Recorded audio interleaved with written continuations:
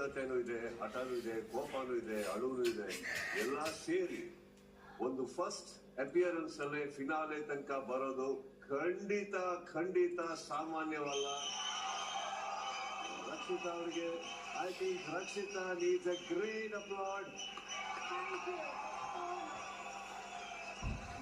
ಇನ್ನೊಂದು ಕಡೆ ಸಾಕಷ್ಟು ರಿಯಾಲಿಟಿ ಶೋ ಪಾರ್ಟಿಸಿಪೇಟ್ ಮಾಡಿ ಆದ್ರೂ ವಿನ್ನಿಂಗಿಗೆ ಹತ್ರ ಹೋಗಿಲ್ಲ. ಒಂದು ವಿನ್ನಿಂಗ್ ಖುಷಿ ಏನು, ಪ್ರೌಡ್ ಏನು, ಆ ವಿನ್ನಿಂಗ್ ಟೇಸ್ಟ್ ಇನ್ನು ಟೇಸ್ಟ್ ಮಾಡದಿರುವಂತ ಇನ್ನೊಬ್ಬ ಅಭ್ಯರ್ಥಿ, ಒಂದ್ ಕಡೆ ಗೆಲುವಿಗಾಗಿ ಕಾಯ್ತಾ ಇರುವಂತ ಇನ್ನೊಬ್ಬ ಪ್ರತಿಭೆ, ಒಂದ್ ಕಡೆ ಗಿಲ್ಲಿ ಆಲ್ಸೋ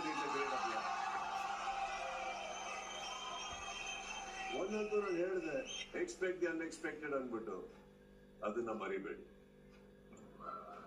ಯಾರೇ ಗೆದ್ರು ಖುಷಿ, ಯಾರೇ ಗೆದ್ರು ಬಿಗ್ ಬಾಸ್ಗೆ ಗೆಲ್ಲುವಂತ ಹೇಳ್ತಾ, ಈಗ ಒಂದು ವಿನ್ನರ್ಗೆ ಏನ್ ಸಿಗ್ತಾ ಇದೆ, ಟ್ರೋಫಿ ಹೊರತುಪಡಿಸಿ ವಿನ್ನರ್ಗೆ ಸಿಗುವಂತ ಒಂದು ಬಹುಮಾನದ ವಿಡಿಯೋ ಈಗ ನಮ್ಮಲ್ಲಿ